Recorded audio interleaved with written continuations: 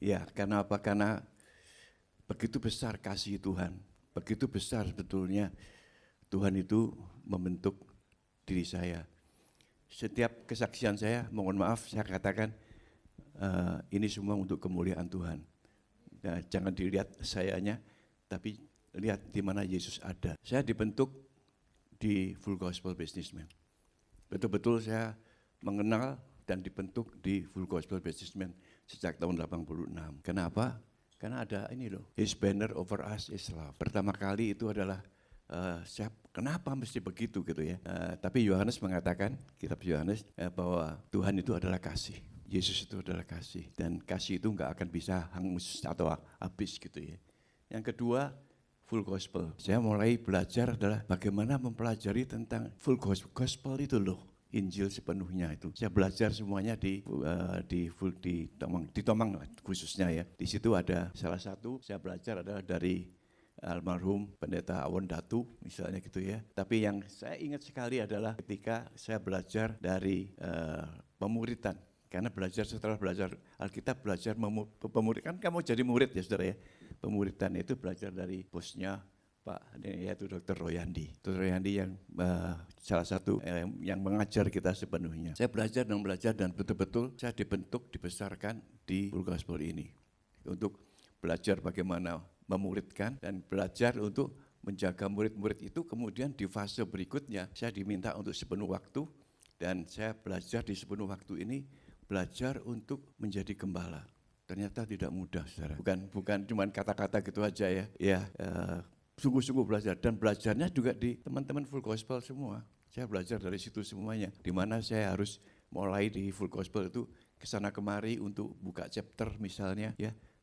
Nggak mudah itu, tapi luar biasa Tuhan kita selalu memimpin. Dan di sepenuh waktu saya diberi tugas juga untuk membangun gereja demi gereja gitu ya, baik gereja yang bermasalah maupun gereja yang ada banyak hal. Dan yang saya belajar juga di situ adalah bagaimana kita belas kasihan Tuhan itu yang luar biasa. Saya nggak mengerti, jadi saya belajar di situ semuanya dibentuk memang dari Full Gospel. Saya belajar iman misalnya, saya belajar dari Youth with a Mission. Di situ saya betul-betul belajar tentang iman, bagaimana iman itu diterapkan sehari-hari, bukan cuma untuk kata-kata itu ya, slogan. Dan saya belajar sungguh-sungguh di situ karena suatu ketika saya diminta untuk membangun satu yayasan namanya Yayasan Peduli Indonesia. Pada waktu Indonesia dalam kesulitan dan lain-lain ya. Saya belajar di situ, dan apa yang terjadi sudah pada awalnya saya belajar untuk melihat orang-orang yang menderita, orang-orang yang sangat di bawah. Pada waktu itu 98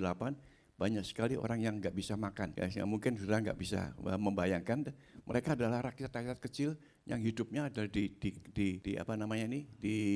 kolong-kolong jembatan, bahkan ada yang di kuburan dan lain-lain. Dan di situ di YPI bersama dengan Pak Mantiri dan Jimmy Untoro, bos saya, gitu ya, kita belajar untuk memberi makan. Saudara, nggak masuk akal, karena saya pikir memberi makan berapa orang untuk gratis itu loh saudara ya. Uangnya dari mana? Waktu tanya dan selanjutnya nggak pernah pikir. Karena mereka cuma bicara sama saya gini, kamu berdoa aja. Nanti saya terangkan bagaimana saya juga belajar berdoa di Full Gospel ini. Dan akhirnya ya udah, pokoknya nekat aja saya kumpulin orang-orang yang gembala-gembala yang ada di bawah-bawah ini bersama dengan Youth with Mission, dan saya belajar benar-benar untuk bagaimana memberi makan gratis. Saudara, yang pertama itu ternyata minggu pertama kita memberi makan antara seminggu sampai 2 minggu ya, gratis. Minggu pertama ternyata kita bisa memberi makan 60.000 orang. 60.000 orang dalam berapa hari? Yang menjadi masalah adalah uangnya. Di sini kita berdoa, Tuhan kita nggak tahu gimana uangnya ini berapa. Gampang sih memberi makan, semua pasti mau gitu ya.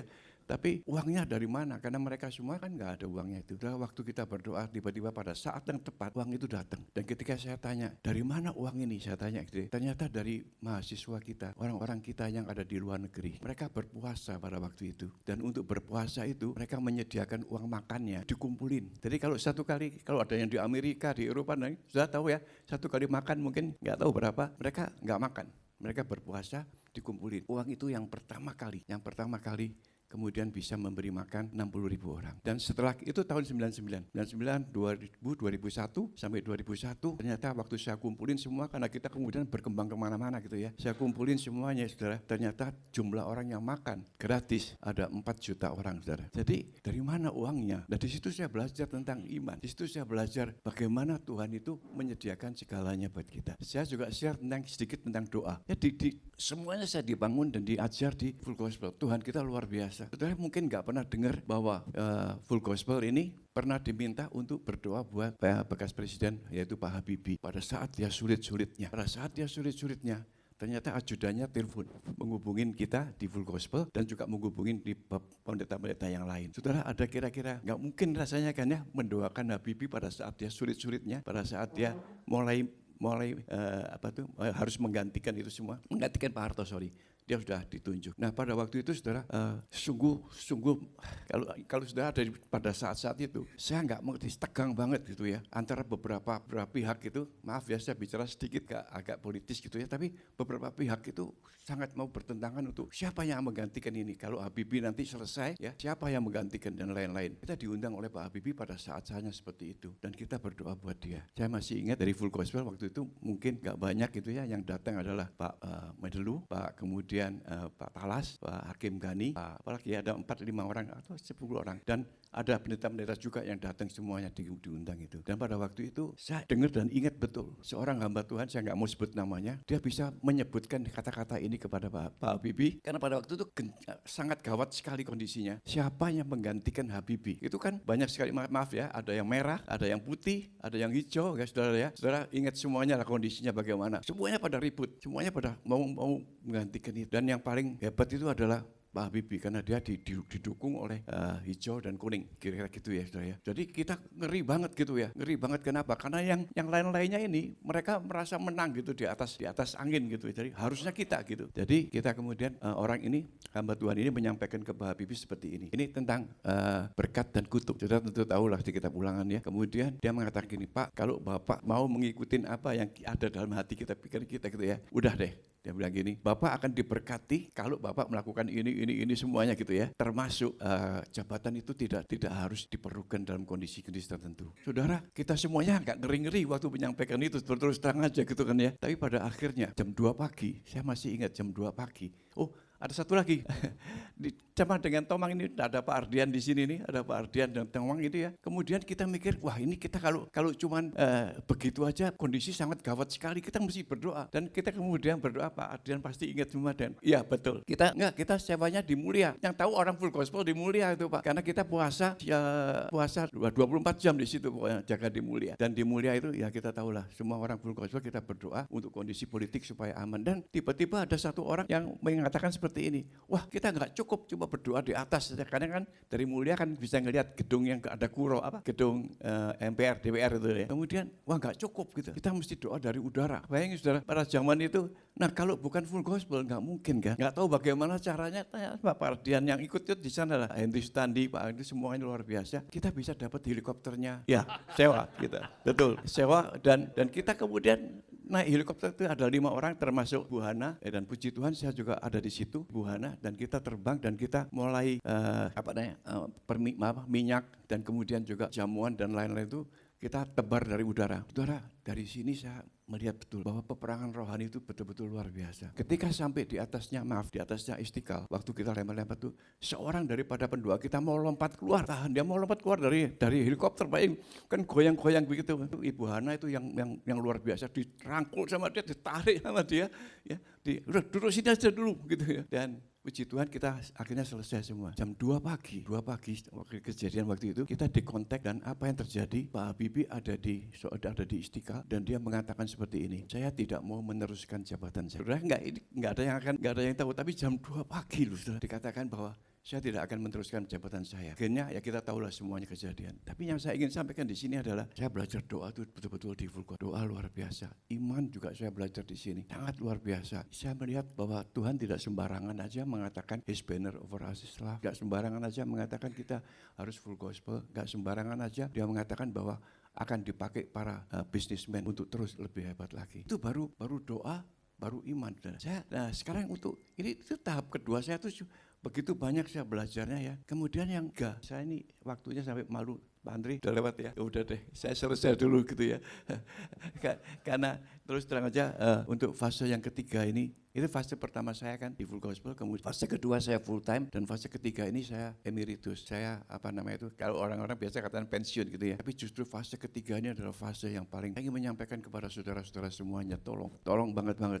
Ini fase ketiga ini adalah kita semua umurnya kira-kira hampir sama ya. Mungkin ya sekitar 65 ke atas semua lah kira-kira ya sudah ya. Fase ketiga ini adalah fase yang paling penting. Saya udah bilang udah deh selesai deh. Saya enggak ini karena sudah emeritus dan lain-lain gitu ya. Tapi Tuhan mengatakan kamu masih harus melakukan. Kamu mau menyelesaikan tugas kamu atau enggak? Ya mau sih Tuhan. Ya, dari permulaan saya bilang saya mau menyelesaikan tugas-tugas yang Tuhan kasih. Kalau kamu mau menyelesaikan tugas kamu harus menyelesaikannya dengan baik dan tantangannya akan banyak. Dan benar saudara, tantangannya banyak banget. Kenapa? Karena kita nggak sadar bahwa pada usia seperti kita ini nanti, kita akan menghadapi banyak masalah, kita akan menghadapi banyak kesepian. Karena apa kesepian? Anak-anak sudah pada pergi semuanya. Dan bahkan beberapa atau 2 tahun, hampir 2 tahun yang lalu, saya ditinggalkan atau istri saya sendiri yang harus Tuhan panggil. Mama saya juga pada waktu yang hampir bersamaan.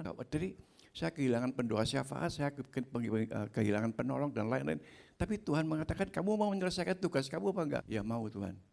Nah ini yang saya ingin sampaikan kepada kita semua. Saudara, kita diberi tugas oleh Tuhan sampai kita menyelesaikannya. Itu yang dikatakan oleh Rasul Paulus. Terima kasih Tuhan. Itu Tuhan kita. Rasul Paulus mengatakan apa? Aku telah menyelesaikan apa? Pertandingan baik. Pertandingan ini saudara. Mau enggak kita menyelesaikan pertandingan ini dengan baik? Akhirnya saya bilang, Tuhan aku mau. Dan kemudian Pak Rewandi juga mengatakan ya. Pak Rewandi mengatakan, jangan dilihat soal usia. Betul enggak ya? Jangan dilihat usia, kamu harus bisa menyelesaikan dengan kondisi yang baik. Tubuh, jiwa, dan roh kita harus betul-betul baik. Dan disitulah saya belajar. Nah ini sebetulnya suatu pelajaran yang panjang sekali yang saya ingin sampaikan kepada semuanya gitu ya. Kita harus menjaga tubuh, jiwa, dan roh kita untuk bisa menyelesaikan tugas kita dengan itulah ini yang saya ingin sampaikan total. Cuma saya nggak bisa menyampaikan detail. Itu yang saya ingin. Dan sekarang saya cuma satu harapan saya adalah saya bisa bicara di antara teman-teman saudara yang kira-kira seumur 65 tahun ke atas lah. Kalau bisa ya, saya ingin menyampaikan karena Tuhan mengatakan ini adalah tugas kamu, ini adalah tugas yang paling berat. Kalau dikatakan kita tugas kali ini adalah ada yang mengatakan golden age gitu ya. Karena tugas kita kali ini adalah tugas kita untuk mengumpulkan emas. Tapi bukan mengumpulkan emas di sini, mengumpulkan emasnya di sana. Jadi artinya menyelesaikan tugas ini dengan benar dan baik. Terima kasih, puji Tuhan.